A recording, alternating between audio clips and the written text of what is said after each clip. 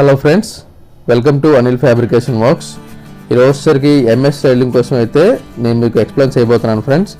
యాక్చువల్గా MS వర్క్లోని round ఉంటుంది, అలాగే స్క్వేర్ కూడా ఉంటుంది. ఇప్పుడు మనం చేయబోయేది అయితే రౌండ్ రైలింగ్ అనమాట. దీనికి సంబంధించి టోటల్ మెటీరియల్ ఎంత పడుతుంది, రన్నింగ్ ఫిట్కి ఎంత అమౌంట్ అయితే తీసుకుంటారు, ఇలా ఏ పైపులను అయితే యూజ్ చేయాలనే దానికోసం పూర్తి అవగాహన అయితే మీకు కలిగే విధంగా నేను ఈ వీడియోలో మీకు ఎక్స్ప్లెయిన్ చేయబోతున్నాను ఫ్రెండ్స్. Let's watch video.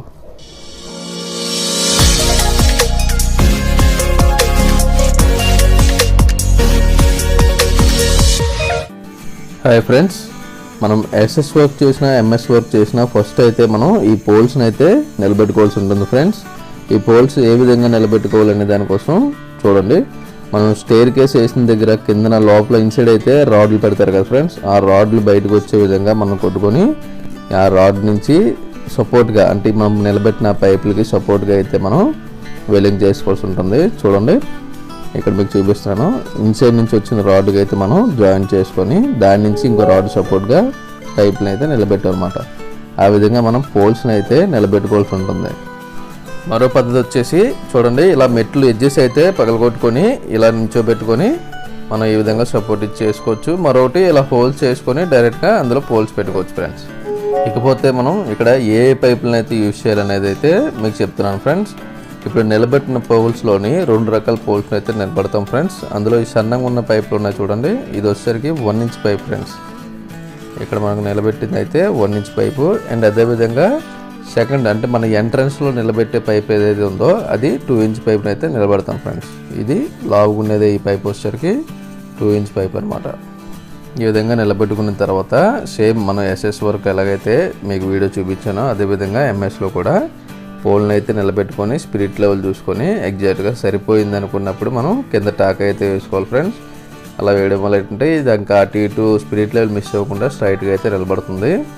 ఈ విధంగా మెట్టి ఎంట్రన్స్లో వేసిన 2 ఇంచ్ పైపు, అలాగే మెట్టి ఎండింగ్లో వేసుకున్న 1 ఇంచ్ పైప్ వేసిన తర్వాత రెండింటిని జాయిన్ చేస్తూ ఈ 2 ఇంచ్ పైప్ని అయితే మనం రన్ చేసుకోవాల్సి ఉంటుంది ఫ్రెండ్స్. మనం 2 ఇంచ్ పైప్కి జాయిన్ చేసిన దగ్గర అయితే ఇలా యాంగిల్ కట్ చేసుకోవాల్సి ఉంటుంది పైప్ని. ఎందుకంటే డౌన్ యాంగిల్లో ఉండడం వల్ల మనకి 90 డిగ్రీస్లో అయితే రాదు, 45 డిగ్రీస్లో అయితే మనం యాంగిల్ కట్ చేసుకోవాల్సి ఉంటుంది. ఇప్పుడు ఆ కటింగ్ చేసిన ఏరియా ఏదైతే ఉందో అది రౌండ్గా ఉంటుంది కదా ఫ్రెండ్స్, దాన్ని మనం రెక్టాంగులర్ షేప్లోకి వచ్చే విధంగా ఇలా హ్యామర్తో కొట్టాలి. దానివల్ల ఏంటంటే మనం ఈ 2 ఇంచ్ పైప్ లైన్కి మనం వెల్డింగ్ చేసేటప్పుడు ఆ గ్యాప్లు అనేవి లేకుండా యూజ్ అవుతుంది అనమాట. ఈ విధంగా కొట్టడం వల్ల చూడండి, అది ఎక్కడ వెల్డింగ్ చేస్తున్నాం అనేది మీకు చూపిస్తాను. ఇక్కడ బ్లింక్ అవుతుంది చూడండి ఫ్రెండ్స్. ఈ పైప్కి అయితే మనకి వెల్డింగ్ అయితే చేయడం జరుగుతుంది.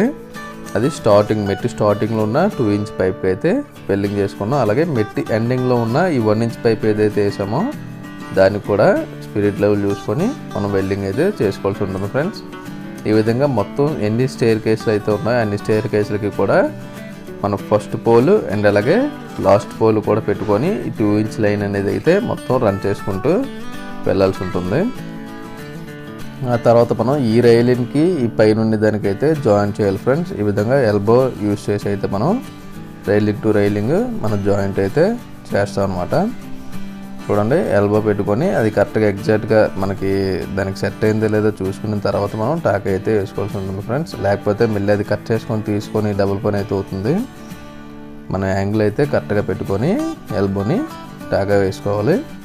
అంతా సరిపోయింది అన్నప్పుడు రెండో వైపు కూడా మనం టాక్ అయితే వేసేసుకోవాల్సి ఉంటుంది ఫ్రెండ్స్. అది 90 డిగ్రీ ఉంది సరిపోయింది పోల్ అన్నాక టాక్ వేసుకోవాలి. లేదు యాంగిల్ చూడకుండా మనం వేసుకున్నామంటే అది ఏ విధంగా అయితే ఉన్నప్పుడు మనం టాక్ అయితే వేసామో ఇంకా అది అలాగే ఉండిపోతుంది. సో ప్రతిసారి కంపల్సరీగా స్పిరిట్ అనేది చెక్ చేసుకొని వెల్డ్ చేసుకోవాల్సి ఉంటుంది ఫ్రెండ్స్. ఇప్పుడు ఇది వచ్చేసరికి బాల్ ఫ్రెండ్స్. ఇది మనం స్టార్టింగ్ పోల్ ఏదైతే ఉందో దాని మీద మనం పెట్టుకుంటాం. ఇది ఈ విధంగా వస్తుంది. ఇలా మొత్తం టోటల్గా మన first pole, ending pole and అలాగే పైన రన్ చేసిన 2 ఇంచ్ లైన్ అంతా కంప్లీట్ అయిపోయిన తర్వాత మనం రన్ చేయాల్సింది 3/4 పైప్ లైన్స్ ఫ్రెండ్స్. చూడండి, రౌండ్ లైన్స్ ఉన్నాయి కదా, 3 వచ్చాయి సెంటర్లో. అవి వచ్చేసరికి 3/4 లైన్స్ అనమాట. ఇక్కడ వచ్చేసి మనం 3 రకాల పైపులను అయితే యూజ్ చేసాం ఫ్రెండ్స్. వచ్చి పైన 2 ఇంచ్ పైప్ లైన్ స్ట్రైట్గా నిలబెట్టిన పోల్స్లో సన్నం పోల్స్ ఉన్నాయి కదా ఫ్రెండ్స్, అది వచ్చేసరికి 1 ఇంచు. అండ్ అలాగే ఫుల్ లెంత్ పోల్స్ ఏవైతే ఇప్పుడు మనం పెడుతున్నామో అవి 3/4 పైపులు అనమాట. ఈ 3 రకాల పైపులను అయితే యూజ్ చేసి మనం రైలింగ్ అనేది చేస్తున్నాం.